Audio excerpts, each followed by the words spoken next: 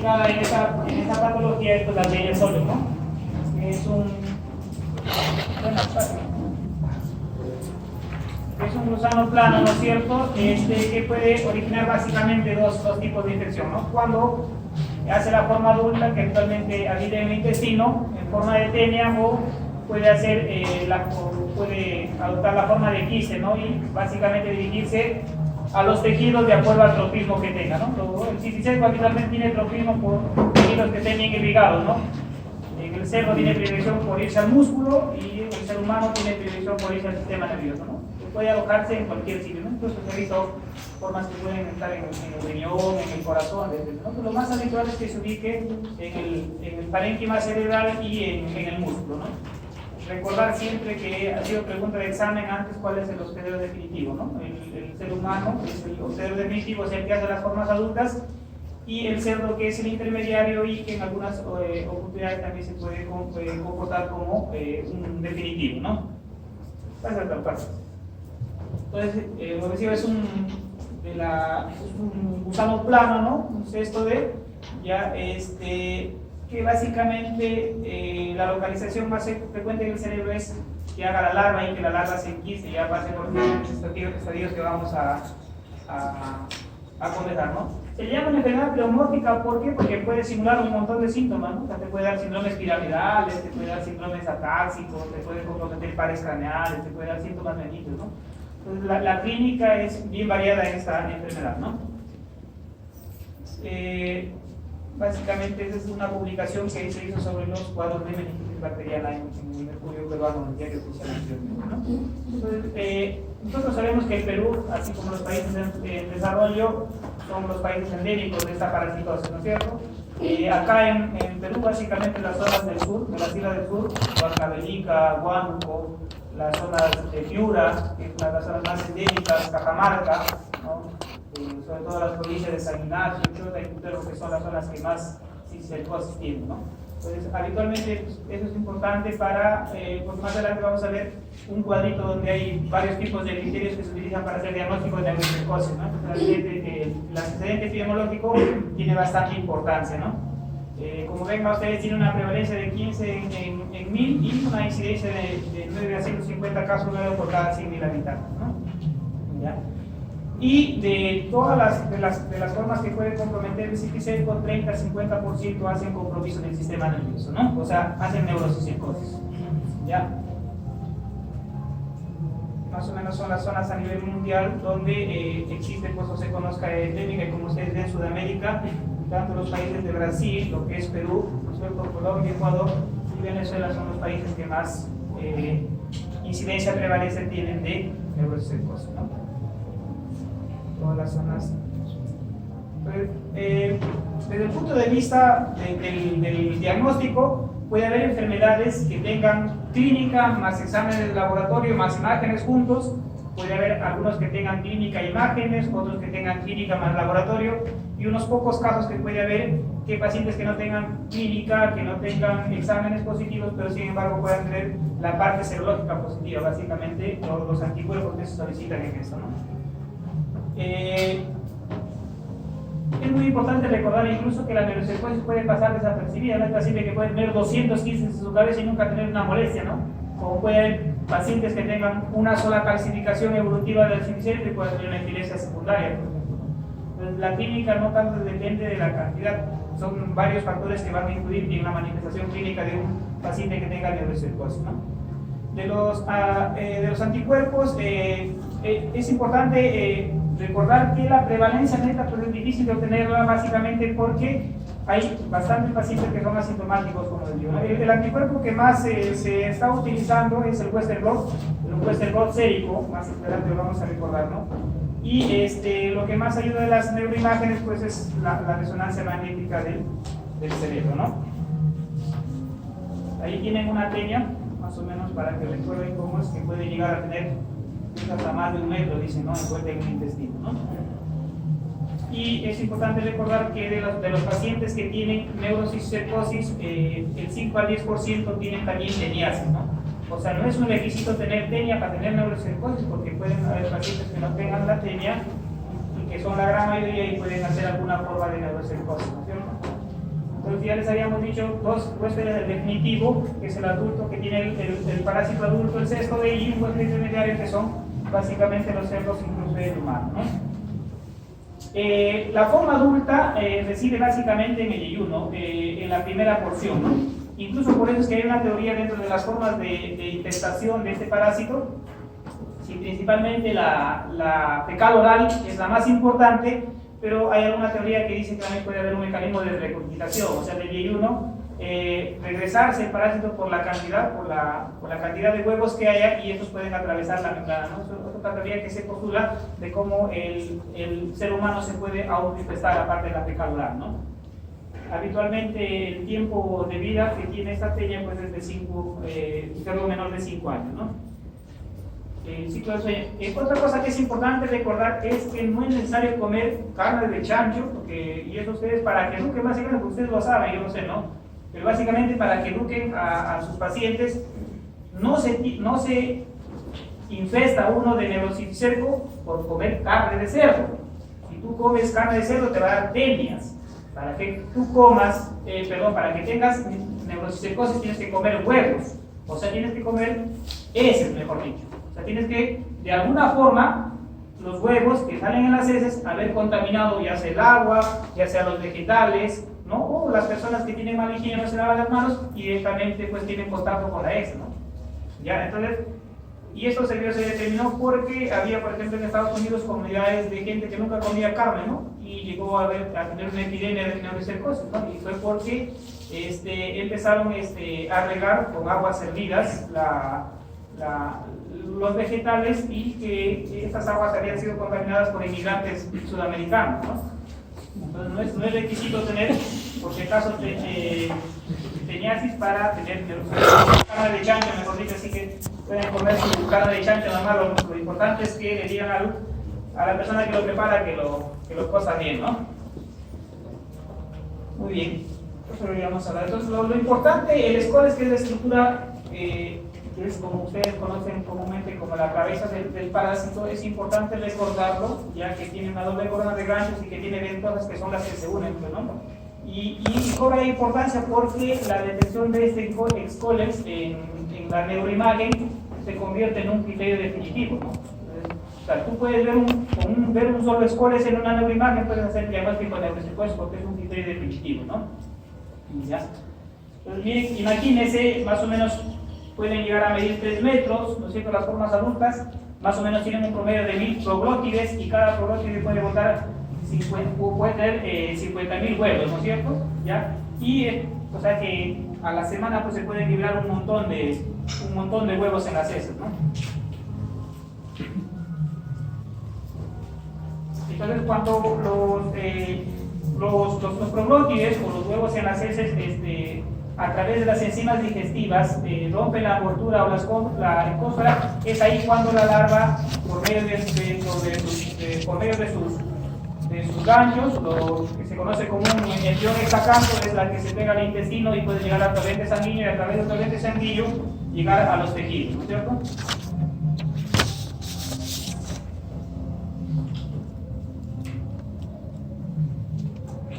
Entonces, el camino que puede seguir incluso la larva es que se muera, pero la mayoría de veces cuando hace cisticerco es porque se enquista. Pues, tener un quiste significa que es una forma de defensa del parásito para vivir en un tejido, ¿no es cierto?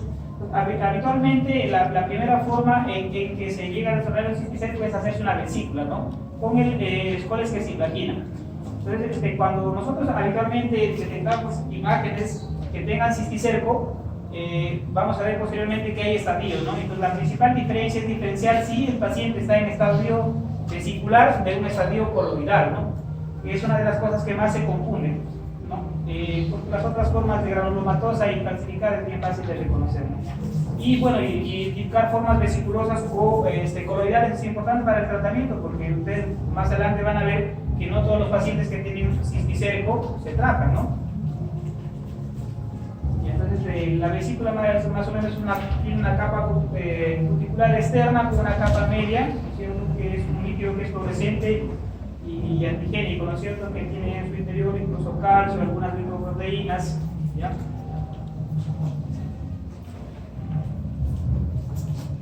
Acá en la figura A, en la parte inferior, van a ver todas estos quistes, estas bolsitas, que son los famosos quistes de neurociticerco, ¿no?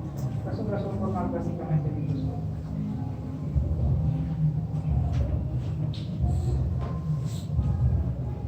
Para recordar más o menos qué cantidad de carne debes consumir para estar contaminada para que debes para que te teñas, ¿no?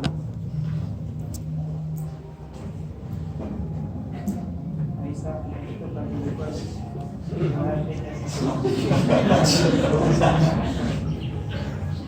Entonces, como les había dicho, el principal factor de riesgo para uno tener teña, pues tener contacto con pacientes que han tenido teña o tener contacto con las heces, como les había dicho, ¿no? Y por si acaso no hay huevos en el aire, ¿no? Tiene que ser necesariamente las agua o los alimentos, ¿no? Así que por si acaso no estén pensando que se haya transmisión vía aire directamente, la forma de transmisión es fecal-oral, ¿ya? Entonces, el morfismo, como le digo, la clínica va a depender del número que me había dicho anteriormente.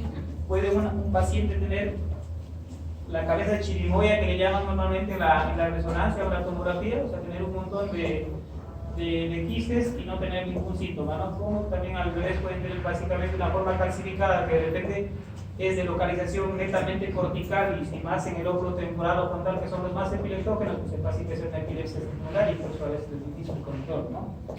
Y otra cosa que influye muy importante es qué tan buena sea la imunidad del paciente. Pues no tenemos inmunocomprometentes, obviamente las manifestaciones clínicas van a ser menos que en un paciente que tenga inmunocompromiso. Otra cosa que es importante recordar son las formas, ¿no? Y de las formas de lejos, la más frecuente es la forma parenquimal. Esto también ha sido a veces motivo de examen de internado, de residencia, cuál es la forma más frecuente de neurocercosis, ¿no? O sea, ustedes van a ver y sobre todo en sustancia blanca, más que en negra, van a ver la mayoría de veces al cisticerco. En segundo lugar está la forma intraventricular, que es importante reconocer porque más adelante vamos a ver un famoso síndrome de Crohn, que a veces lo presentan en los casos clínicos, ¿no? Un paciente que llega con cefalea súbita, ataxia, náuseas y vómitos, con alteración de la marcha y que puede remitir espontáneamente, ¿no? Y eso tiene que ver básicamente con el mecanismo de válvula que hace una forma intraventricular al bloquear el flujo de líquido cefalorraquídeo, ¿no? Ya, la forma subaracnoidea, básicamente en las formas que son las racemosas y un menor porcentaje a las formas espinales, ¿no? O sea, en la médula espinal, ¿no?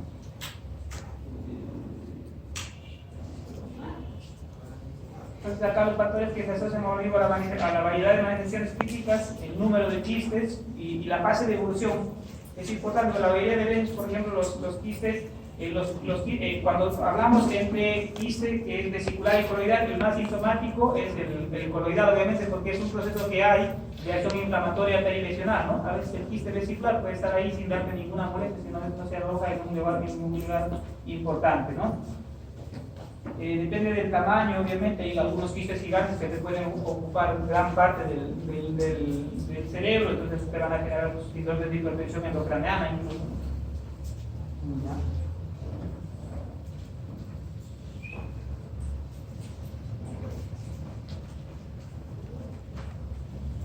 Dentro de las convulsiones, de las manifestaciones clínicas, creo que la cefalea y las crisis epilépticas son las manifestaciones clínicas más frecuentes del cisticerco. En nuestra realidad, incluso la cefalea más que las crisis epilépticas. Pero de las epilepsias, al revés la pregunta, si te preguntas cuál es la principal causa de epilepsia secundaria en nuestro medio, la neurocercosis, la parasitosis. ¿Ya? Puede haber una primera única manifestación, que la crisis puede ser que sea la única forma de manifestarse del cisticerco, y hasta un 80% de los pacientes en algunas series pueden hacer alguna forma de epilepsia, ¿no? Obviamente es muy importante recordar que la clínica lo puede producir cualquier estadio, porque antes, por ejemplo, hay algunos que dicen, no, pero tiene calcificado, llamada a su casa, ¿no? Pero lo importante en este caso de los calcificados no se olviden es la localización, porque, no, incluso a veces, no tanto la localización, sino que se ha demostrado que en algunos casos las calcificaciones pueden tener un proceso inflamatorio perilesional, ¿no? Y esa es la causa de la compensación de una epilepsia, pues. ¿Ya? La primera causa de epilepsia secundaria, y bueno, las convulsiones pueden ser desde focales hasta crónicas generalizadas, ¿no? Pueden dar síndromes piramidales, como les digo. Trastornos de movimiento, o sea que un paciente puede llegar de repente con coreas, con hemibalismos, con estas cosas, por localización básicamente en los núcleos basales, ¿no?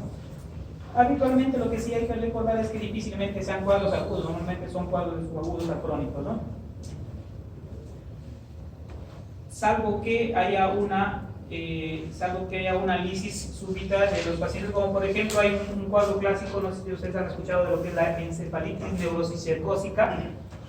Hay gente que, por ejemplo, a veces no mide las consecuencias de tratar la presencia de múltiples quistes y les dan tratamiento y todos se eclosionan a la vez, ¿no? Entonces produce una reacción inflamatoria severa en el severo y en el paciente y eso genera un cuadro encefalítico que puede ser mortal porque hay una hipertensión endocraniana severa y les puede matar, ¿no?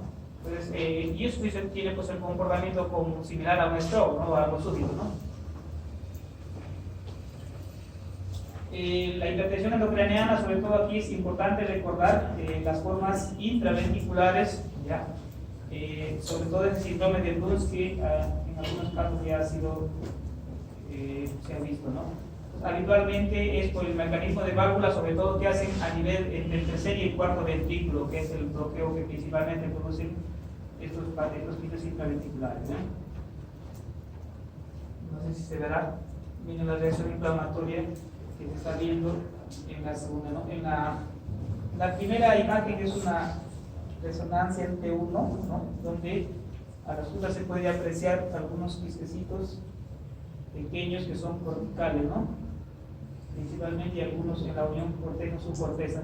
Pero cuando ustedes hacen una secuencia entre dos que sirve para identificar básicamente líquidos, ven que el parénquima cerebral está bastante inflamado, ¿no? Con un edema perilesional bastante considerable, ¿no? Y la otra es una resonancia con contraste que básicamente muestra la captación de contraste de un contraste en anillo que se refiere también los cisbiceptos, ¿no?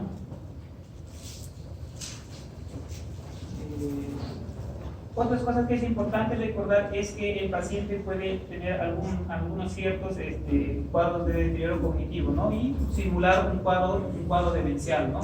Incluso pueden hacer manifestaciones psiquiátricas que los pueden confundir con cuadros de psicosis, incluso con cuadros de esquizofrenia, ¿no? Básicamente con la del tipo paranoico, ¿no? ¿Verdad? Sí se escucha para atrás, ¿no? La cefalea que se presenta en estos pacientes, que es un motivo frecuente de consulta, sobre todo de gente con factores de riesgo epidemiológicos, puede ser como un síntoma de hipertensión endocraniana o no. No siempre la cefalea traduce hipertensión endocraniana, por si acaso, ¿ya? Puede tener cuadros que simulen cuadros de migraña, de cefaleas tensionales, ¿ya?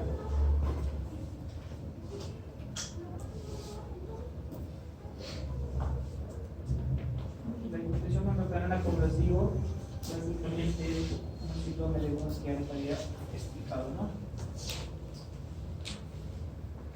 Y cuando se ubica a nivel de lo que son en el espacio subaranoideo, pueden producir incluso hidrocefalias comunicantes, o sea que los ventrículos laterales, el tercero y el cuarto se ve bien, pero hay una obstrucción a la salida al espacio subaranoideo, básicamente en los agujeros laterales del Luschka o en los mediales de Martensky, ¿no? O incluso puede haber especificación a nivel de las gangliosidades subaranoideas y no dejan que se reabsorba el líquido cefalorraquídeo, ¿no?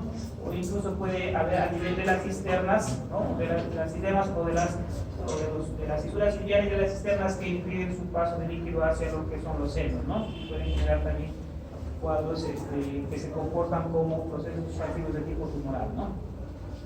Esa es la forma. Miren, ahí por ejemplo podemos ver bastantes quistes que están alrededor del mesencéfalo, triangulares a nivel de la cisura silviano y lo que es en la base del cráneo a nivel de la cisura interhemisférica del lóbulo frontal inferior, ¿no? Y acá por ejemplo también el otro, lo que es el valle silviano, un montón de quistes en la cisura interhemisférica, incluso en el centro pelúcido que hay una ubicación, ¿no? Compromiso de pares craneales pueden dar básicamente de dos formas, ¿no? Porque haga una compresión directa o por el proceso inflamatorio que origina pues la aranoiditis. Entonces, por ejemplo, te podría simular de repente el comportamiento que hace un aneurisma de la lubricante posterior, claro, porque hay un proceso inflamatorio que te comprime el PC y se va a comportar como un tumor, sin ser un tumor, ¿no? O básicamente por el proceso inflamatorio que se produce, ¿no? Ha habido alteraciones. Otra cosa que es importante recordar acá es de la forma que puede comprometer el 2, que es muy importante, que a veces pasa desapercibido, ¿no? Hay pacientes que a veces entran a protocolo de dar tratamiento antiparasitario y no se tiene en cuenta que el parásito también se puede meter dentro del ojo, ¿no? Y les dan tratamiento y los pacientes se quedan ciegos. Es importante recordar que el oftalmólogo es importante que lo evalúe para descartar formas intraoculares de infección. Porque incluso también después vamos a recordar que el diagnóstico de neurocercosis de forma definitiva se puede hacer en un cono de ojo viendo la larva directamente, ¿no? Pueden producir cuadros de alteraciones del campo visual cuando comprometen también el quiasma, ¿no? Y pueden simular cuadros de meningitis aguda, ya que puedan usar con fiebre y rigidez de nuca, ¿no? Como decía, los cuadros de stroke light, parecidos a los stroke, básicamente de efecto compresivo, producen bloqueo de la circulación, ¿no? Y podrían producir incluso cuadros de hemorragia subaracnoidea porque hay la famosa de los aneurismas, de locura de aneurismas inflamatorios, o también llamados aneurismas micóticos, ¿no?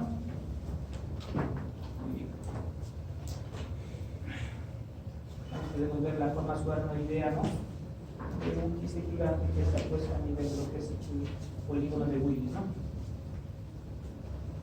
Muy bien, entonces para que lo vean que es más o menos parecido a eso. Y abajito, como les digo, el famoso síndrome de Bruns, ¿ya? Eso, de repente en el examen puede venir alguna pregunta de caso clínico, ¿no? Como ya he dicho, esto se puede decir cualquier cosa según la ubicación. Ustedes pueden ver estimar un corte sagital de una resonancia contrastada donde ven un quiste, ¿no sé?, ubicado a nivel de lo que es el cuarto ventrículo. Estos quistes a veces pueden ser móviles, no pueden salir y entrar de ahí, salir y entrar. Cada vez que se piquen harán hidrocefalia, cada vez que se el paciente mejorará la medicina. Ese es el mecanismo de barrio, para que sepan reconocer de la forma bien. Es un quiste visto por endoscopio. Y la forma lacemosa, que básicamente es la forma de degeneración, lo que se conoce como la degeneración hidrópica del cisticerco, ¿no? Esto aquí no van a ver escoles, porque en caso ya son formas no viables, es casi como decir acúmulos de líquido nada más, y que habitualmente son en las cisternas perivinculares, ¿no? Ya, habitualmente el tratamiento para estas formas, por ejemplo, es quirúrgico, por medio de endoscópicos o por extracción directa con craniotomías, ¿no? Estas son las formas racemosas donde no hay escoles, generalmente adoptan un tamaño grande, ¿no?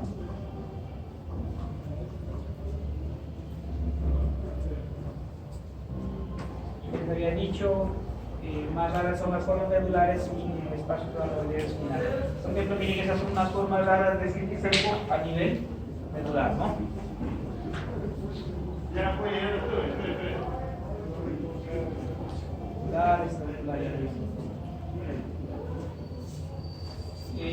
Otra de las localizaciones más que pueden producir en este caso, buenas tardes, podríamos encontrar lo más frecuente es que encuentres miocisticercosis, ¿no? O incluso que puedan comportarse como tumores o que puedan confundirse con la ubicación subcutánea con neurofibromas, con lipomas o con neoplasias, ¿no?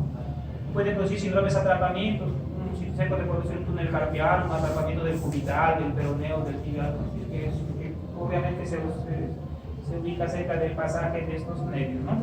Formas cardíacas, sean tiroideas, incluso formas hepáticas. El diagnóstico sí suele ser difícil, pero lo que yo les quería recordar básicamente, no sé si he puesto acá, que son los famosos criterios de Bloom. En este caso, lo vamos a dejar al grupo que ha anotado conmigo que lo hable. Uno de los que ha anotado conmigo hasta que descanse un poquito. ¿A qué grupo ha anotado conmigo? Ya te diré, mándate con los criterios del bruto. Los criterios del bruto es un mexicano que hace investigación en y creó unos criterios para hacer diagnóstico de neurocercosis. A ver, tigre, mándate.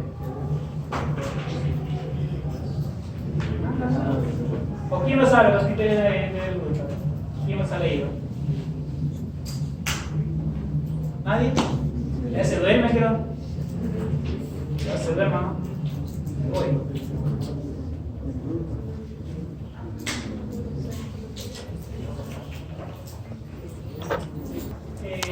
Por ahí es en el ISA, en líquido cefalorraquídeo, el Western blot sérico. Después de otros exámenes laboratoriales no se utiliza mucho.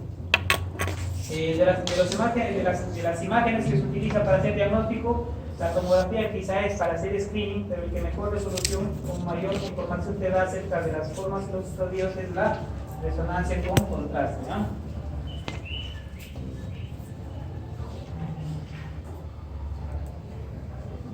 Si quieren ustedes ver luego en el examen radiológico, como les decía, una de las principales cosas que permiten diferenciar, porque hay básicamente 4 estadios, ¿no es cierto? Ustedes ya lo saben. Los estadios del cisticerco pueden ser quistes, vesiculares, granulomatosos y calcificados, ¿no? Entonces, la principal diferencia o el principal hallazgo para diferenciar un quiste vesicular con coloidal, que es el que más se confunde, es la presencia de una reacción inflamatoria perilesional, ¿no? Ya, un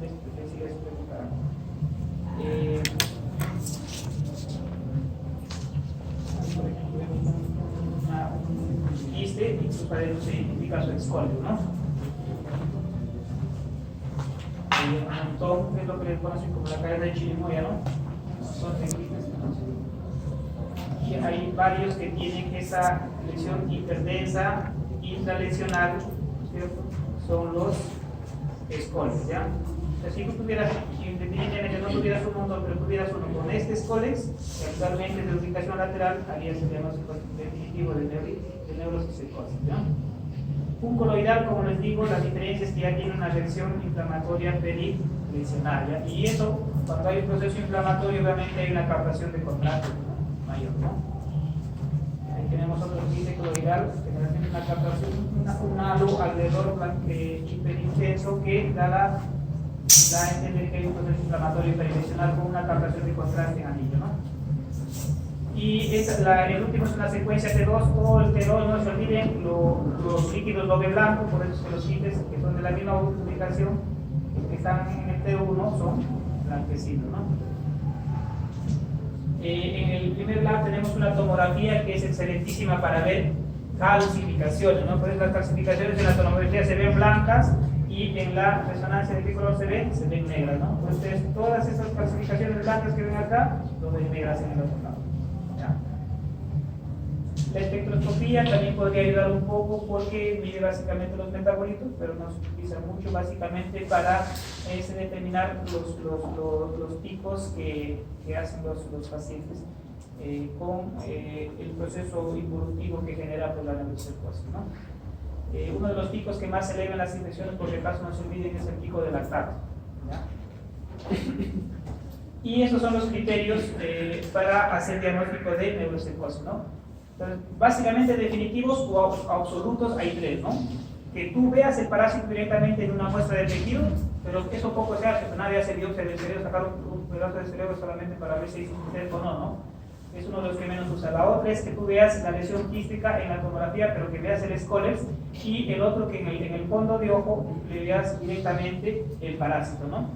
Dentro de los criterios mayores es una imagen, ya sea tomografía o resonancia sugestiva de cisticerco, pero aquí como pueden ver en la diapositiva dice sin escolex, ¿no? O sea que entonces, en otras palabras, el criterio definitivo es el escolex, ¿no? Otro criterio mayor es el Western blot, pero positivo en suero, porque muchas veces les hacen la pregunta, les hacen la trampa, les ponen el líquido cefalorraquídeo, no es en el suero, ¿no? Que las lesiones quísticas que tú tienes, le das una tomografía y le das albendazol y le haces un control, ya no están, ¿no? O que si tienes una tomografía y le haces un control y se lo resolvió espontáneamente, eso también es otro criterio mayor para decir que ha tenido cisticercosis, ¿no? Y dentro de los criterios menores, una tomografía con sospecha, que tenga neurocisticerco en otro sitio, que tenga un ELISA positivo en el líquido cefalorraquídeo, una ELISA positiva del líquido cefalorraquídeo o alguna clínica sugestiva de un compromiso de neurocercosis, ¿no? Y el epidemiológico es que ha tenido un contacto con teniasolium, ¿no es cierto? O que el paciente venga de zona endémica o frecuentemente haga sus viajes a zonas endémicas, ¿no? Entonces, cuando haces el diagnóstico de certeza de neurocercosis, cuando presentas un criterio absoluto, tienes dos mayores, un menor y un epidemiológico, ¿no? Y los probables puedes hacerlo cuando tengas un mayor y dos menores, cuando tengas un mayor, un menor, un epidemiológico, o tengas tres menores y un epidemiológico. De esas preguntitas, de repente puede salir en el examen alguno de cómo hacer diagnóstico de cisticercosis, ¿no? Por si acaso, tratar neurocercosis, la finalidad principal no es que tú lo quieras desaparecer al parásito, porque el parásito se va a morir solo. Yo les digo, el parásito habitualmente tiene su ciclo y puede llegar a morir solo. Sino que se ha visto en algunos estudios que cuando tú das tratamiento, disminuyes la posibilidad de que calcifiquen, ¿no? Como tú no quieres que calcifique porque la calcificación puede generar clínica, lo que hace es habitualmente dar tratamiento, ¿no? Por si acaso, no todo paciente que tiene cisticercos va a tratamiento, por ejemplo. Y otra cosa que es importante, si un paciente tiene epilepsia, pero tú le das tratamiento y se muere el parásito y se desaparece y no trae una lesión indeseable, tampoco tienes que condenarlo a que sea epiléptico toda su vida y mantener el tratamiento, ¿no? Entonces, que hay luego criterios de revisión de epilepsia, ¿no? Incluso cuando tú a un paciente le das tratamiento y el parásito ha logrado que se muera, puedes hacer un periodo de observación con anticonvulsivante que puede llegar hasta 6 meses, ¿no? Después de ahí regresar de repente en poder hacer el retiro del anticonvulsivante. El corticoide sí se ha demostrado que tiene, porque ayuda a que llegue mejor y porque estabiliza las membranas y disminuye el proceso inflamatorio, básicamente en una dosis que puede ir de 6 a 16 miligramos por día, ¿no? ¿Ya? Otro inmunosupresor que, o sea, la idea primaria de dar corticoides es que cuando se produzca la eclosión de los quistes, que habitualmente entre el tercer y el quinto día es la mayoría de veces que eclosionan los quistes, es que ese proceso inflamatorio no sea tan sintomático, ¿no? ¿Ya? Y la otra posibilidad, si no quieres utilizar corticoides en esta zona, puedes utilizar metronidazol, ¿no? De los antiparasitarios, vamos a ver más adelante, en las formas intraventriculares que se utiliza, o que entres con un endoscopio o lo saques, ¿no? O al menos que le hagas una derivación para evitar que el paciente haga hidrocefalia, ¿no? De los medicamentos, los dos que más se utilizan son el albendazol y el praziquantel, ¿no? Algunos estudios dicen que tiene un poquito mejor de eficacia el praziquantel, algunos dicen el albendazol, otros dicen que son igual. El problema es que como tienes que utilizarlo asociado a corticoide, el corticoide le quita la potencia al praziquantel, ¿no? Por eso es que de primera elección suelen dar albendazol con dexametasona, ¿no? Pero en algunos estudios, incluso acá en Perú, en Lima, lo que hacen es cuando no hay respuesta pueden asociar uno tras otro, ¿no? O sea, primero dar albendazol y luego dan praziquantel, ¿no? Otra cosa que es importante recordar también pues el costo, ¿no? Porque un tratamiento con albendazol es más barato, con praziquantel aparte que es difícil, es más caro, ¿no? ¿Ya?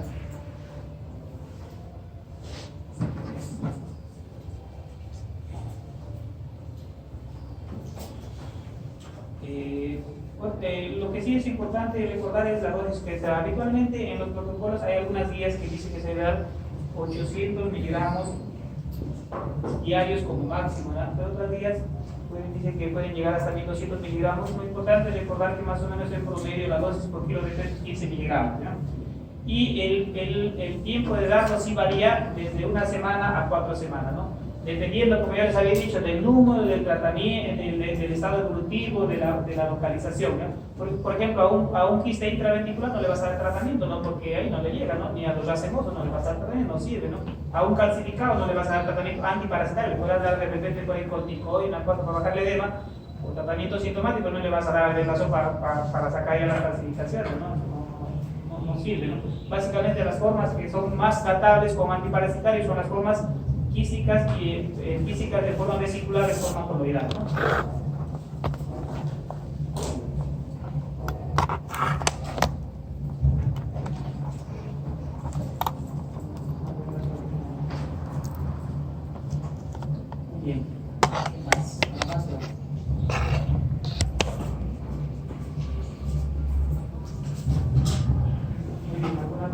líquido